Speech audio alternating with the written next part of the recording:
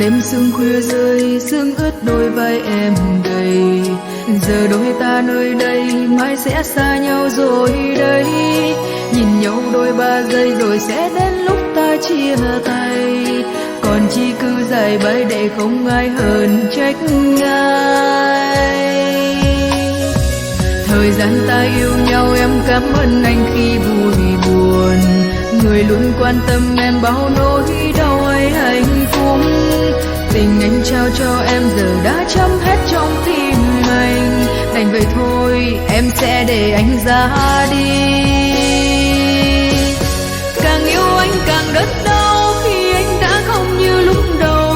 Người đi bên em mà trái tim anh không còn hình bóng em. Ngày qua em dối gần chính em, mong giữ được bước anh. Mà làm sao khi anh đã không còn. Càng yêu anh càng đớn đau, em chôn giấu riêng em nỗi buồn. Cầu mong quên đi ngàn chiếc hôn bao kỷ niệm tháng năm.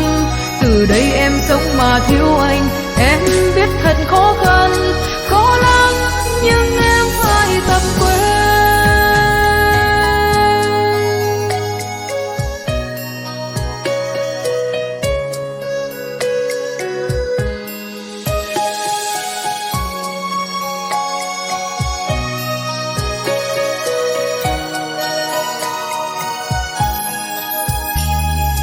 Màn đêm sương khuya rơi, sương ướt đôi vai em gầy.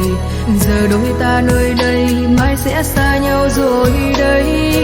Nhìn nhau đôi ba giây rồi sẽ đến lúc ta chia tay. Còn chi cứ dài bay để không ai hờn trách ai. Thời gian ta yêu nhau em cảm ơn anh khi vui buồn. Người luôn quan tâm em bao nỗi đau hay hạnh phúc. Tình anh trao cho em giờ đã chấm hết trong tim anh. Đành vậy thôi em sẽ để anh ra đi. Càng yêu anh càng đớn đau khi anh đã không như lúc đầu. Người đi bên em mà trái tim anh không còn hình bóng em. Ngày qua em dối gần chính em, mong giữ được bước anh. Mà làm sao khi anh đã không còn.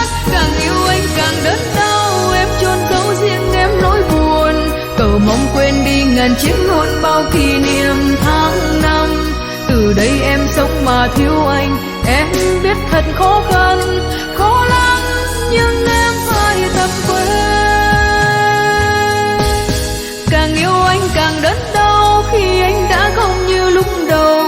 Người đi bên em mà trái tim anh không còn hình bóng em. Ngày qua em dối gần chính em, mong giữ được bước anh. Mà làm sao